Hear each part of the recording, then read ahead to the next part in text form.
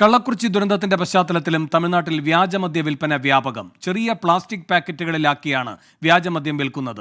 ബൈക്കിൽ പരസ്യമായി വിൽപ്പന നടത്തുന്ന ദൃശ്യങ്ങൾ 24-ന് ലഭിച്ചു. ദുരന്തത്തിൽ മരണം 50ആയി. ചികിത്സയിലുള്ള 30 പേരുടെ നില ഗുരുതരം. കേസിൽ മുഖ്യപ്രതി ഉൾപ്പെടെ 2 പേർ അറസ്റ്റിലായി. മദ്യദുരന്തത്തിൽ തമിഴ്നാട് നിയമസഭയിൽ പ്രതിപക്ഷ പ്രതിഷേധം. കള്ളക്കുറിച്ചിയിൽ നിന്ന് എസ് ശ്രീകാന്തും മനേഷ് മൂർത്തിയും ചേരുന്നു. ആദ്യം ശ്രീകാന്തിലേക്ക്. ശ്രീകാന്ത്, ഏറ്റവും ഒടുവിൽ നൽകാൻ കഴിയുന്ന വിവരങ്ങൾ എന്തൊക്കെയാണ്?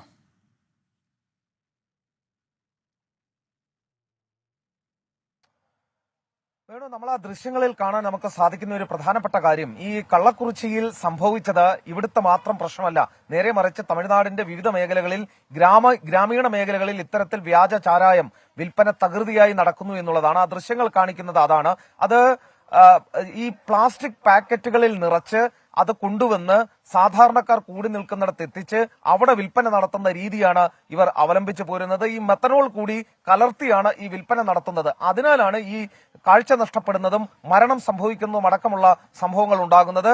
കൊടും ക്രിമിനലുകളാണ് ഇതിന് ചുക്കാൻ പിടിക്കുന്നത് എന്നുള്ളതാണ് ഏറ്റവും പ്രധാനപ്പെട്ട കാര്യവും ഏറ്റവും വലിയ വിരോധാഭാസവും. പോലീസിന് ഇക്കാര്യം കൃത്യമായി അറിയാം. കാരണം ഇന്നലെ വന്ന നമുക്ക് ആ വീഡിയോ കിട്ടിയിട്ടുണ്ടെങ്കിൽ പോലീസിന് ഇതൊക്കെ എത്രയോ മുമ്പ് തന്നെ ഈ ദൃശ്യങ്ങൾ കിട്ടിയിട്ടുണ്ടാകണം. എന്നിട്ടും പോലീസിന്റെ ഭാഗത്തുനിന്നും യാതൊരു നടപടിയും ഉണ്ടായില്ല എന്നുള്ളതാണ് ആ ദൃശ്യങ്ങൾ തെളിയിക്കുന്നത്. ആ ദൃശ്യങ്ങളാണ് ഇപ്പോൾ 24 പുറത്തുവിടുകയും ചെയ്യുന്നത്. അതാണ് യഥാർത്ഥത്തിൽ ഈ തമിഴ്നാട്ടിലെ ഗ്രാമീണ മേഖലകളിലെ ഈ വ്യാജമദ്യ വിൽപ്പനയുടെ യഥാർത്ഥ ചിത്രം, നേർ സാക്ഷ്യമാണ് നമ്മൾ ആ ദൃശ്യങ്ങളിലൂടെ കാണുന്നത്. ഇനി രണ്ടാമത്തെ കാര്യം, നമ്മൾ ഇതെല്ലാം റിപ്പോർട്ട് ചെയ്യുമ്പോഴും ഇവിടെ ഒരു മൃതദേഹം, ഇന്നലെ രാത്രി മരിച്ച വ്യക്തിയുടെ മൃതദേഹം അത് അന്ത്യകർമ്മങ്ങൾക്ക് വേണ്ടി കൊണ്ടുപോകാൻ തയ്യാറെടുക്കുന്ന ദൃശ്യങ്ങളടക്കം നമുക്ക് കാണാൻ സാധിക്കും. രാവിലെ വന്ന് നമ്മൾ ഇവിടെ ഈ മദ്യവിൽപ്പന നടത്തിയിരുന്ന ഒരാളുടെ ഷെഡും അത്തരം ഗോഡൌണുകളും ഒക്കെ തന്നെ നമ്മൾ പോയിരുന്നു. അവിടെ വെച്ചാണ് ഇയാൾ ഈ മദ്യവിൽപ്പന നടത്തിയിരുന്നത്. പോലീസ് സ്റ്റേഷനിൽ നിന്നും ഏതാണ്ട് ഒരു 300 മീറ്റർ മാത്രം മാറിയാണ് ഈ മദ്യവിൽപ്പന നടത്തിയിരുന്നത് എന്നുള്ളതാണ് ഏറ്റവും വലിയ വിരോധാഭാസം. പോലീസ് ഇവരെ അറസ്റ്റ് ചെയ്യാറുണ്ടായിരുന്നു, പക്ഷേ കൊണ്ടുപോയ ശേഷം പിന്നീട് വീണ്ടും വിട്ടയക്കുക എന്നുള്ളതായിരുന്നു രീതി. ഒപ്പം തന്നെ ഈ പോലീസ് സ്റ്റേഷനിൽ നിന്നും ഒരു 300 മീറ്റർ അപ്പുറം ഇങ്ങനെ വ്യാജവാറ്റും അത് പ്ലാസ്റ്റിക് കവറുകളിലാക്കി വിൽപ്പന നടത്തുന്നതും അറിയാൻ പോലീസിന് കഴിഞ്ഞില്ല എന്ന് പറഞ്ഞാൽ അത് വിശ്വസിക്കാൻ പോലും ആകാത്ത കാര്യമാണ്. അതാണ് യഥാർത്ഥത്തിൽ കള്ളക്കുറിച്ചിയിൽ സംഭവിക്കുകയുണ്ടായത്. പോലീസിന്റെ ഒത്താശയോടുകൂടി തന്നെ പണം വാങ്ങി പടി വാങ്ങിയാണ് പോലീസ് ഇതിന് ഒത്താശ ചെയ്ത് നൽകിയിരുന്നത്. ഇനി ഏറ്റവും മറ്റൊരു പ്രധാനപ്പെട്ട കാര്യം, ഇന്ന് 2 പേരുടെ അറസ്റ്റ് കൂടി നടന്നിട്ടുണ്ട്. ചിന്നദുരൈ എന്നയാളെ കടലൂരിൽ നിന്നും അറസ്റ്റ് ചെയ്തു. ഇതിലെ പ്രധാന പ്രതിയാണ്. മാതേഷ് എന്നയാളെ കൂടി ഈ കേസിൽ അറസ്റ്റ് ചെയ്തു. കാരണം മെത്തനോൾ ഇയാളാണ് നൽകിയത് എന്നുള്ളത് കണ്ടെത്തിയ പശ്ചാത്തലത്തിലാണ് ഈ മാതേഷിനെ അറസ്റ്റ് ചെയ്യുകയുണ്ടായത്. ഒപ്പം ഈ കേസിൽ ഇന്നലെ അറസ്റ്റിലായ 3 പേരുണ്ട്. ഗോവിന്ദരാജ്, അതോടൊപ്പം വിജയ ഉൾപ്പെടെയുള്ള 3 പേരുണ്ട്. ഈ 3 പേരെയും റിമാൻഡ് ചെയ്തു. ഈ ജൂലൈ 5 വരെയാണ് റിമാൻഡ് ചെയ്തിട്ടുള്ളത്. ഇനി ആശുപത്രിയിലെ രോഗികളുടെ കാര്യമെടുത്താൽ 30-ലധികം പേർ ഇപ്പോഴും ആശുപത്രിയിൽ ഗുരുതരാവസ്ഥയിൽ ചികിത്സയിൽ തുടരുന്നു. ഇന്നലെ ഒരു 32 പേരെ കൂടി വീടുകളിൽ നിന്നും എത്തി ആരോഗ്യവകുപ്പ് അധികൃതർ എത്തി ആശുപത്രിയിലേക്ക് മാറ്റിയിട്ടുണ്ട്. ഇവരെല്ലാം തന്നെ ഈ വ്യാജച്ചാരായം കുടിച്ച ആളുകളാണ് എന്ന് ആരോഗ്യവകുപ്പ് കണ്ടെത്തിയതിന്റെ അടിസ്ഥാനത്തിലാണ് മാറ്റുകയുണ്ടായത്.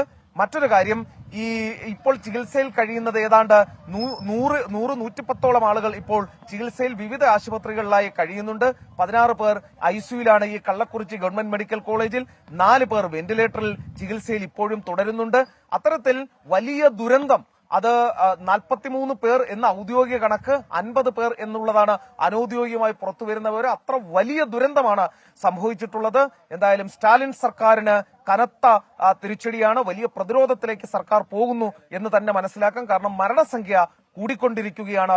ഈ പ്രതികളെ തിടുക്കപ്പെട്ട് അറസ്റ്റ് ചെയ്ത് പ്രതിഷേധം തണുപ്പിക്കാനും ശ്രമിക്കുകയാണ് സ്റ്റാലിൻ സർക്കാർ. ഞാൻ നിൽക്കുന്നത് തന്നെ ഈ കള്ളക്കുറിച്ചിയിൽ ഈ മരണം താണ്ഡവമാടിയ ആ തെരുവിലാണ്. ഇവിടെ കാണാൻ സാധിക്കുന്ന കാഴ്ചകൾ ഹൃദയഭേദകമാണ്. വേണു. ശരി, മനേഷ് മൂർത്തിയും ചേരുന്നു വിവരങ്ങളുമായി. മനേഷ്, പ്രതിപക്ഷം ഏത് വിധത്തിലാണ് നിയമസഭയിലടക്കം ഈ വിഷയം ഉന്നയിച്ചത്? അതിനെ എങ്ങനെയാണ് സർക്കാർ നേരിടുന്നത്?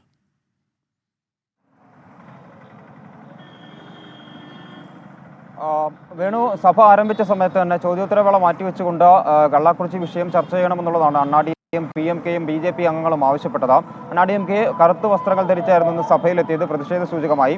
മാത്രമല്ല മുഖ്യമന്ത്രി MK സ്റ്റാലിൻ ഈ കള്ളക്കുറിച്ചി സംഭവത്തിന്റെ ധാർമ്മിക ഉത്തരവാദിത്തം ഏറ്റെടുത്തുകൊണ്ട് മുഖ്യമന്ത്രി രാജിവെക്കണമെന്നുള്ള പോസ്റ്ററുകൾ, പ്ലേക്കാർഡുകളെല്ലാം തന്നെ DMK MLA-മാരുടെ കൈവശമുണ്ടായിരുന്നു.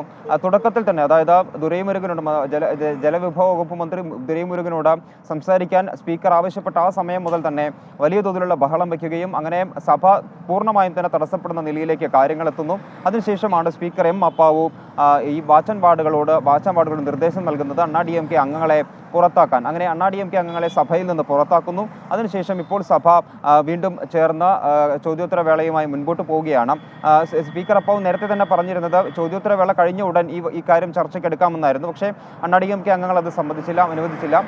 കൃത്യമായി തന്നെ തുടക്കത്തിൽ തന്നെ, അതായത് ചോദ്യോത്തര വേള മാറ്റിവെച്ചുകൊണ്ട് ഇത് ചർച്ച ചെയ്യണമെന്നുള്ളതാണ് പറഞ്ഞത്. എന്തായാലും വലിയ തോതിലുള്ള പ്രതിപക്ഷം എന്തായാലും തയ്യാറെടുക്കുന്നു എന്നുള്ളതാണ് ഏറ്റവും പ്രധാനപ്പെട്ട കാര്യം. അത് DMK ആണെങ്കിലും BJP ആണെങ്കിലും പട്ടാളി മക്കൾ കക്ഷിയാണെങ്കിലും ഒക്കെ വലിയ തോതിലുള്ള പ്രതിഷേധങ്ങൾക്ക് എന്തായാലും സഭയ്ക്കകത്ത് അവർ തുടക്കം കുറിച്ചു കഴിഞ്ഞു. വരും ദിവസങ്ങളിൽ അത് വ്യാപകമായ തോതിൽ തെരുവിലേക്ക് ഇറങ്ങുമെന്ന കാര്യത്തിൽ സംശയമില്ല. അല്പസമയം മുമ്പ് സംസാരിച്ച പ്രതിപക്ഷ നേതാവ് എടപ്പാടി പളനിസ്വാമിയും പറഞ്ഞത് അതുതന്നെയാണ്. സഭയ്ക്കുള്ളിൽ നിൽക്കില്ല പ്രതിഷേധം, അത് കൃത്യമായി തന്നെ പുറത്ത് ജനങ്ങളിലേക്ക് ഇറങ്ങും, ജനങ്ങളുമായി ഒത്തുകൊണ്ട് ഇത്തരത്തിലുള്ള പ്രതിഷേധ പരിപാടികൾ സംഘടിപ്പിക്കുമെന്നുള്ളതാണ്. എന്തായാലും സഭ ഇപ്പോൾ തുടരുന്നുണ്ട്. അത് DMK അംഗങ്ങളെ പുറത്താക്കിയതിനു ശേഷമാണ് സഭ ഇപ്പോൾ സമ്മേളനം തുടരുന്നത്. ശരി, മനീഷ് മൂർത്തിയും ശ്രീകാന്തുമാണ് വിവരങ്ങളുമായി ചേർന്നത്.